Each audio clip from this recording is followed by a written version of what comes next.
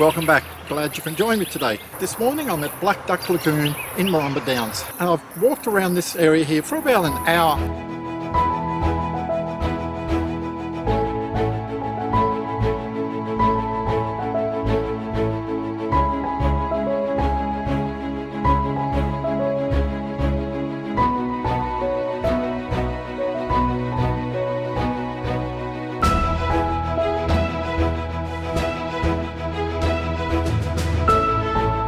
And the conditions today aren't perfect for wildlife. It's very overcast, it's a drab day, so all the photos that I took today are pretty flat. But does that stop me coming out? No, it doesn't. I really need to get out. Sometimes you just got to get out. It doesn't matter if you get some nice photos or not, but just going out, using your gear.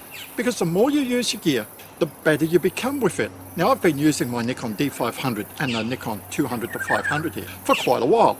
But when you go out in conditions like this, you're really pushing yourself, because unlike a bright sunny day, you've got to work hard for your photos, and also you've got to know which photos to take and which birds just to leave alone.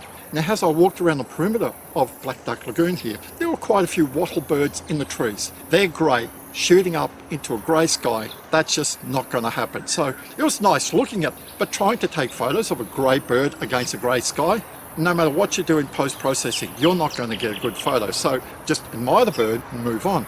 Now, what I did get was a couple of blue fairy wren. Once you're used to them, you can hear their little chirpiness, and they're quite inquisitive. So the secret to this is you stop. If you can kneel down, you get down as low to the ground as possible, and you'll find their inquisitive nature will bring them to you. And look at these couple of photos I got of a male and a female blue fairy wren. I was walking around this area here, and all of a sudden I saw a mudlark just scoot up into a tree, and I noticed it was building its nest. I go, okay, well, if you're building the nest, now they call them mudlarks because they build their nest out of mud. Just before I left here, put a photo here. Can you see the mudlark? It's got a bit of dirt in its mouth because it's fairly dry around here. It actually picked up just a little bit of weed or something like that that was quite dry, and it kept dipping it into the water, into this little drain here to get it wet so it could use it in nest. Isn't that clever of birds? That just surprised me. The photo's not that good, but it's a reference photo for me. It's like, oh wow, I've actually seen it do something that I know it does all the time. But there wasn't much wildlife. Instead of being disappointed with my trip today, saying, oh, it's a fail. To me, no wildlife photo walk is a fail. I always learn. Even if I come home with just a couple of photos, I'm pretty happy. But look at a couple of these photos that I got.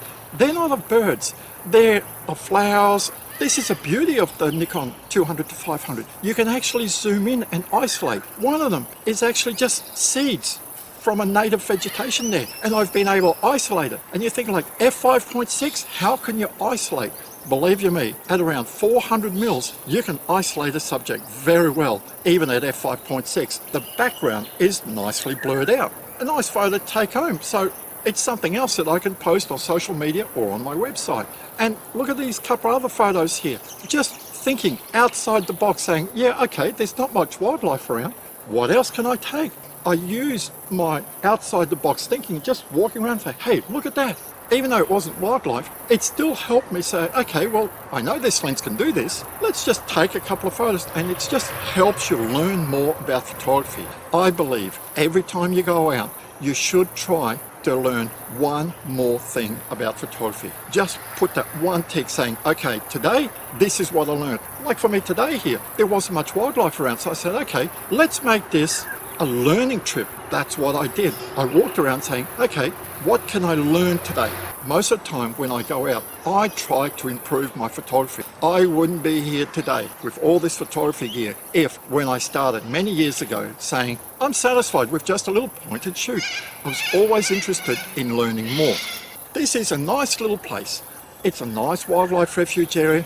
Don't expect every time you go out to places, even places where it's renowned for wildlife, that you're going to come home with that magic photo. Expect that sometimes it doesn't work out, but still learn from it.